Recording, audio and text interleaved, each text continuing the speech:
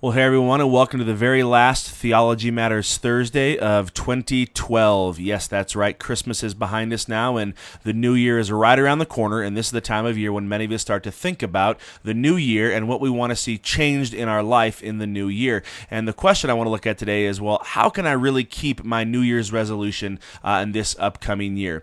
You know, if you're like a lot of Americans, this is the time, like I said, where we make a resolution to change something in our life. And this really isn't something new. People have actually been making resolutions that dates back more than 3,000 years to the ancient Babylonians. But now, today, it's a very common practice for a lot of us this time of year. Many people, the most common resolution is to lose weight. Other people want to stop smoking or, get their debt under control, handle finances better. Many Christians want to read the Bible or pray and do some great things, But the reality is, the vast majority of us, when we make a resolution, fail to keep it. It's hard, but we might be very sincere on December 31st when we make it, but the reality is, very soon, most of these resolutions fall by the wayside. And so the question is, well, how can I really keep a resolution this year? And this question really isn't just about New Year's resolutions. It's really about change in your life. How can I really effectively see things in my life change? As a Christian, is that really something that I can hope or expect to have? And absolutely it is. But I think if we're going to really see change happen, there's a few important questions you need to ask yourself. Here's the first question. What is my real motivation?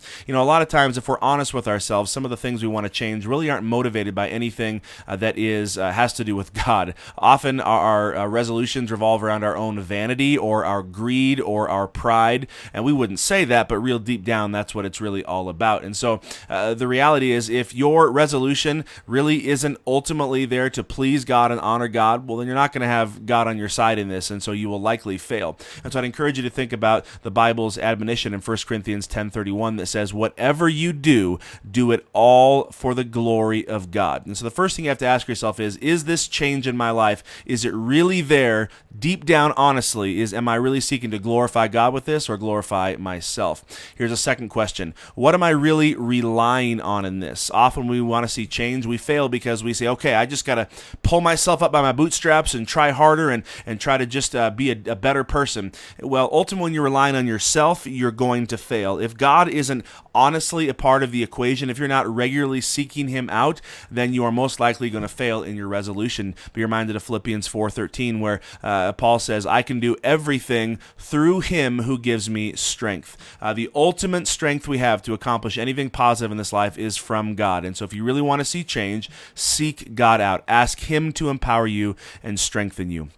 But that leads us to this last thing. The last question is, am I willing to really work hard? Often we want to spiritualize this and say, God, help me to stop smoking or lose weight, and then I sit and watch TV. And you're not really going to lose weight if that's what you're going to do, because God wants us to change, but He also wants us to be dedicated and to be diligent in those areas where we want to change. Think about what the Apostle Paul said in Philippians 3. Now, we looked at this passage yesterday in the couples devotional, and we related it to our marriages, but I think it applies to our personal lives as well.